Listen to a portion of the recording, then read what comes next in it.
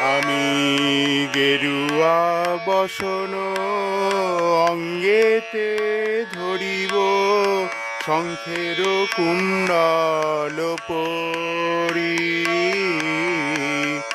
গেরুয়া বসন অঙ্গেতে ধরিব শঙ্খের কুণ্ডল পরি। যোগিনী হয়ে যাইব সেই দেশে যেথায় নিঠুর হরি।